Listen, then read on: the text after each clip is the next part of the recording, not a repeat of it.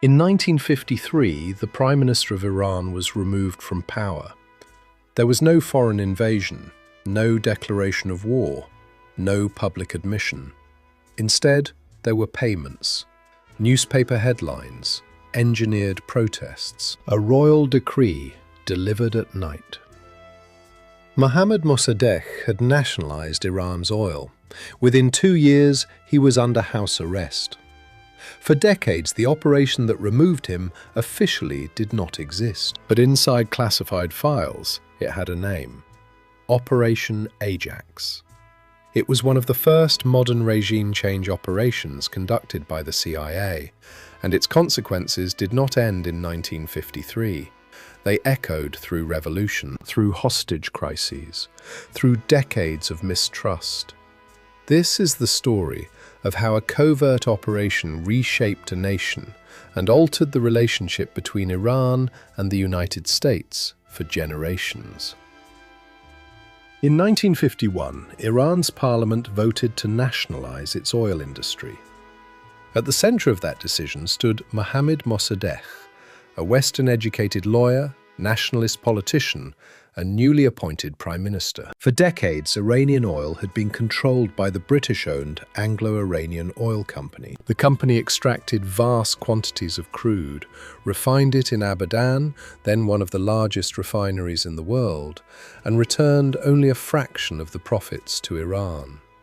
The imbalance was visible. Britain benefited from steady fuel supplies and substantial revenue.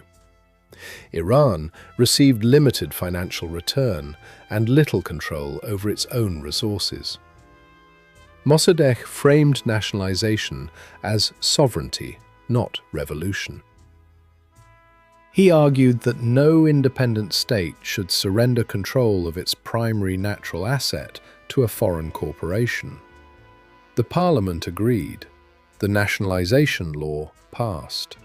The Anglo-Iranian Oil Company was expelled. In London, the move was interpreted as a direct economic threat. Britain responded with sanctions and a global embargo on Iranian oil exports. Royal Navy vessels were deployed near Iranian waters. Legal actions were initiated in international courts. Diplomacy failed to reverse the decision. The crisis escalated beyond economics. Inside Washington, the situation was initially viewed through a Cold War lens. The early 1950s were defined by anxiety over Soviet expansion. Iran bordered the Soviet Union. Political instability in Tehran raised concern that economic collapse could strengthen pro-Soviet elements inside the country. Mosaddegh himself was not a communist. He opposed the Soviet-backed Tudeh party, but his weakening position, caused in part by the oil embargo, created uncertainty. As oil revenues declined, Iran's economy suffered. Political polarization intensified. Street protests became common. Parliament faced internal division. The Shah, Mohammad Reza Pahlavi, remained formally head of state, but increasingly sidelined. To British officials, Mosaddegh appeared unpredictable and resistant to compromise. To American policymakers, he appeared vulnerable in a strategically sensitive region. The issue had shifted. What began as a dispute over oil profits evolved into a geopolitical calculation. If Mosaddegh remained in power, Western access to Iranian oil would remain uncertain. If instability deepened, the risk of Soviet influence might increase. By 1952, discussions between British intelligence and American officials had moved beyond diplomacy. They began to consider intervention. The Prime Minister who had nationalized Iran's oil was no longer viewed solely as an economic adversary. He was becoming a strategic problem. The decision to remove him did not begin in Tehran. It began in policy meetings in London and Washington, where sovereignty, resources, and Cold War containment converged. The next chapter examines how that calculation became a plan and how Operation Ajax was designed in secret. By early 1953, the discussion had shifted from pressure to removal. British intelligence had already explored options to undermine Mohammad Mosaddegh. London viewed nationalization not simply as an economic loss, but as a precedent that could inspire similar actions across the region. Britain's capacity to act alone, however, was limited. Its influence in Iran had declined, and open intervention risked international backlash. The solution required American involvement. Inside Washington, the administration of President Dwight D. Eisenhower was increasingly receptive to covert action as a Cold War instrument. Containment of perceived Soviet influence justified operations that would remain deniable. The Central Intelligence Agency formalized the plan. The internal codename was TPAJAX. Publicly, it would remain unacknowledged for decades. The operational lead was assigned to Kermit Roosevelt Jr., a senior CIA officer with experience in the Middle East and the grandson of former U.S. President Theodore Roosevelt. The objective was precise: remove Mossadegh from power and strengthen the position of Shah Mohammad Reza Pahlavi. The method would not be a conventional military invasion, it would be political destabilization. The strategy had multiple components. First, influence operations. Funds were allocated to support Iranian newspapers willing to publish anti-Mossadegh narratives. Articles portrayed him as incompetent, authoritarian, and sympathetic to communists. Public perception became a target. Second, political pressure. Members of Parliament were approached. Clerics and influential figures were encouraged to oppose the Prime Minister. Financial incentives were used strategically. Third, street mobilization. Protests could be organized or amplified to create an image of widespread unrest. Demonstrations were not entirely artificial. Political tension already existed, but external funding intensified their scale and coordination. Fourth, military alignment. Critical elements within Iran's armed forces needed to support a leadership change. Without military cooperation, political maneuvering would fail. The plan required timing and ambiguity. Officially, the Shah would issue a royal decree dismissing Mossadegh. The appearance would be constitutional continuity rather than foreign-engineered overthrow. Execution, however, depended on variables beyond Washington's control. Mossadegh retained significant domestic support. The Tudeh party remained active. The Iranian political landscape was fragmented and volatile. Operation Ajax was designed not as a single decisive strike, but as a sequence of pressures applied simultaneously. The CIA did not create instability in Iran. It sought to exploit and redirect it. In policy memoranda, the language was clinical. Prevent communist influence. Restore stability. Protect Western interests. The human dimension, public trust, national sovereignty, long-term legitimacy, remained secondary. By mid-1953, funds had been transferred, alliances cultivated, and contingency plans drafted. The decision had been made. A democratically elected prime minister would be removed through covert means. The operation would test whether influence, money, and controlled unrest could alter the leadership of a sovereign state without overt war. The next chapter examines how the plan unfolded and how an initial failure nearly collapsed the entire operation before it succeeded.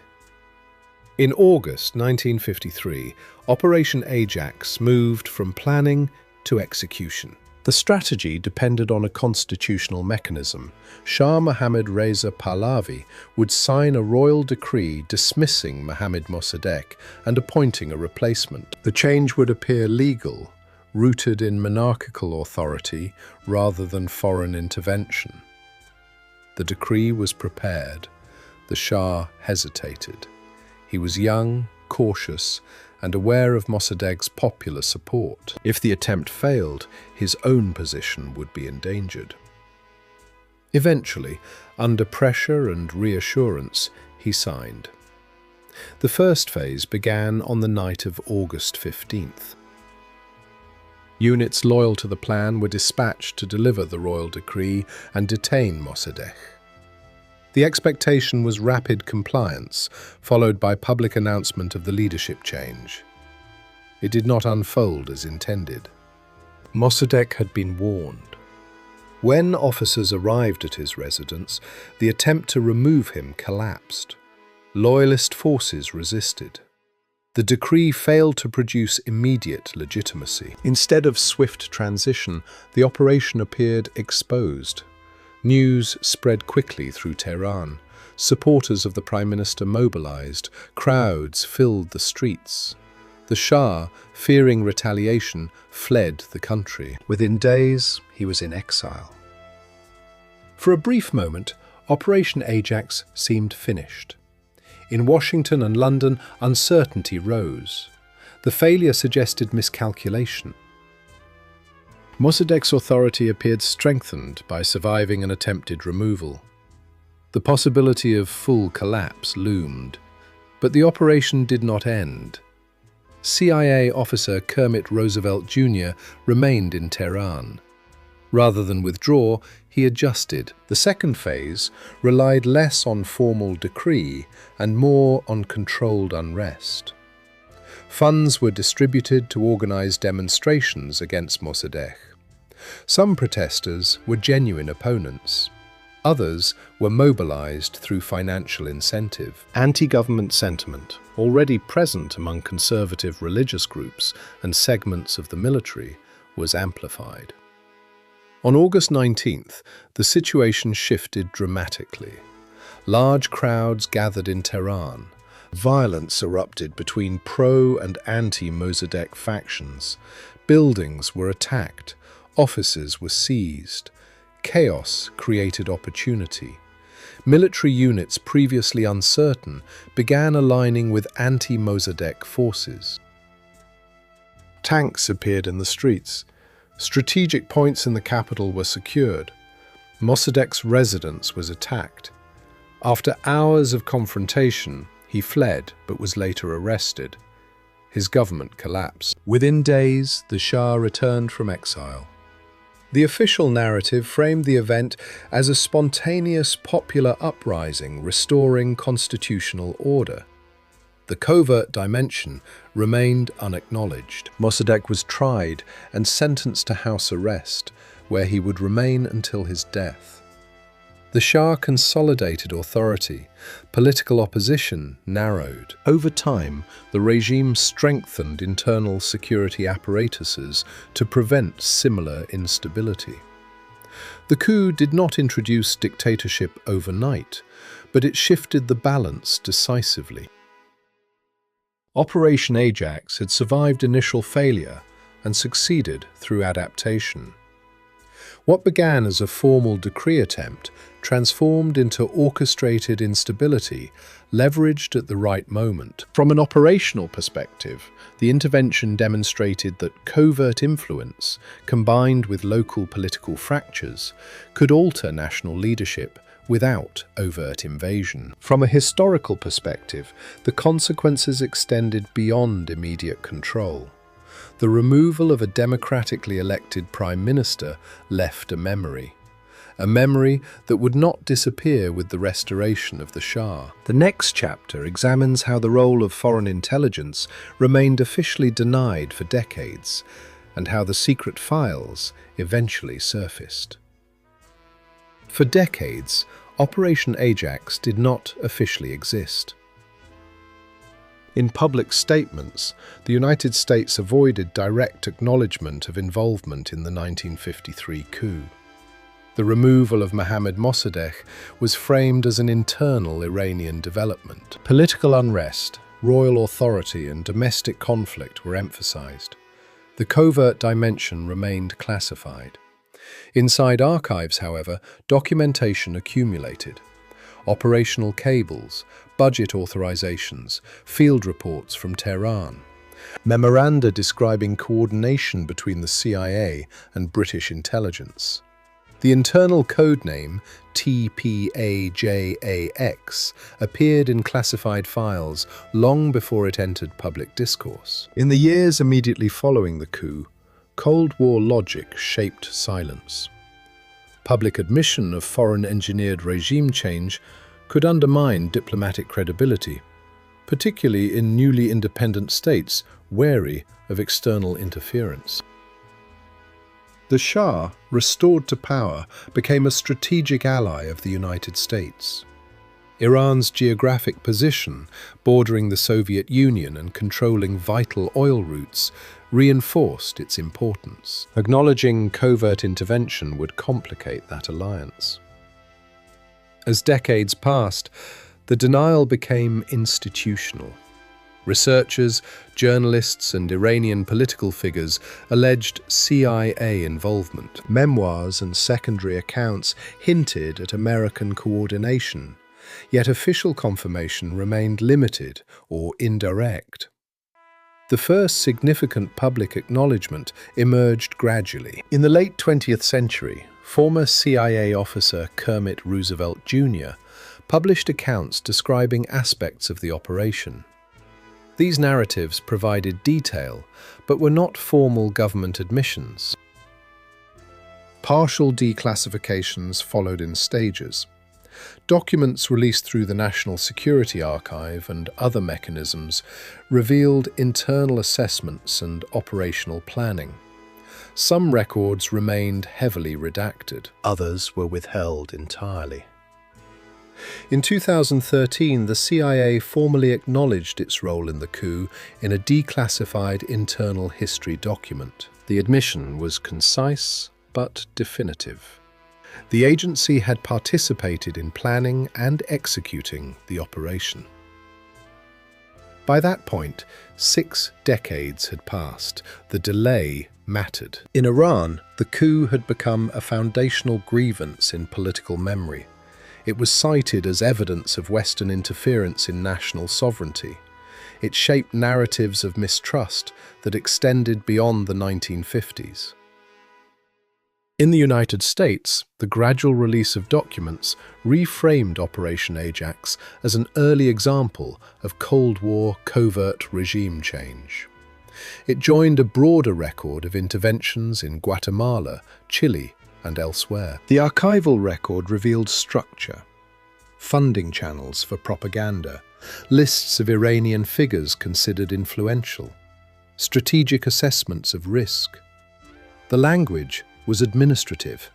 It described destabilization in procedural terms. What it did not record explicitly were the long-term consequences that would follow decades later. Secrecy delayed accountability. By the time official acknowledgement arrived, the geopolitical landscape had transformed. The Shah's rule had ended. A revolution had reshaped Iran. Diplomatic relations between Tehran and Washington had collapsed. Operation Ajax was no longer a current operation. It was a historical precedent. The files had stayed hidden long enough to allow the immediate strategic objective to stabilize, but they did not prevent the event from becoming part of a larger narrative about foreign intervention and national sovereignty. The final chapter examines how the consequences of 1953 extended into 1979, and how a covert operation reshaped relations between Iran and the United States for generations. Operation Ajax achieved its immediate objective. Mohammad Mosaddegh was removed. Mohammad Reza Pahlavi returned to power. Western access to Iranian oil was restored under revised agreements. From the perspective of Washington and London in 1953, the mission was complete. But covert operations rarely end at the moment of success. They extend forward in political memory. In the years following the coup, the Shah consolidated authority. Political opposition narrowed. Security services expanded. The intelligence and internal security apparatus, including the SAVAK, grew more assertive in monitoring and suppressing dissent. Economic modernization accelerated. Oil revenues funded infrastructure, military expansion, and urban development. Iran became a visible regional partner of the United States. But modernization did not eliminate resentment. For segments of the Iranian public, the memory of Mossadegh's removal persisted. The perception that a foreign power had intervened to override national sovereignty remained embedded in political discourse. During the 1960s and 70s, opposition to the Shah evolved. Secular critics, leftist groups, and religious leaders all challenged aspects of his rule. Among the most influential was Ruhollah Khomeini, whose critique framed the regime as both autocratic and aligned with foreign interests. By 1979, accumulated tensions erupted into revolution. The Shah fled. The Islamic Republic was declared. The revolution did not occur solely because of the 1953 coup. Internal governance decisions, economic disparities, and cultural tensions played central roles. Yet Operation Ajax remained part of the narrative. It symbolized external manipulation. It reinforced suspicion of American intentions. When militants seized the United States Embassy in Tehran later that year, the hostage crisis unfolded within that historical context. The embassy was not viewed simply as a diplomatic facility. It was framed as a potential center of foreign influence, reminiscent of earlier intervention. The diplomatic rupture that followed reshaped relations for decades. Sanctions, regional proxy tensions, strategic rivalry. The United States and Iran shifted from Cold War alignment to sustained hostility. Operation Ajax became one of the earliest and most cited examples of modern covert regime change conducted by the CIA. It demonstrated that intelligence services could alter political outcomes without conventional invasion. It also demonstrated that such interventions carry long-term costs that exceed immediate objectives. In policy circles, the operation was often described as a tactical success. In historical analysis, it became a strategic complication. The removal of a democratically elected prime minister in the name of stability contributed to future instability. The files declassified decades later confirmed operational details. They did not resolve the legacy. For intelligence agencies, Operation Ajax reinforced a template. Influence operations, propaganda, financial leverage, coordination with local elites. For nations affected by such operations, it reinforced a different lesson. Sovereignty can be negotiated in rooms far from the capital. The coup of 1953 did not cause every subsequent event in Iran, but it altered the trajectory. It strengthened monarchical authority at a critical moment. It deepened distrust of Western involvement. It shaped how later generations interpreted American policy. In covert action, success is often defined narrowly. Was the target removed? Was the objective achieved? Operation Ajax met those criteria, yet history evaluates differently. Did the intervention create stability? Did it build long-term alignment? Did it reduce future conflict? Those questions extend beyond classified memoranda. They unfold over decades. The coup that changed a nation did not end in August 1953, It continued in 1979, it continued in diplomatic crises, it continues in strategic calculations across the Middle East. The archive records the operation, the region carries the consequence. Operation Ajax was considered a success. The objective was achieved. The Prime Minister was removed. The Shah was restored. Oil interests stabilized. But covert victories are measured differently over time. A government fell quietly in 1953. In 1979, a revolution rose loudly.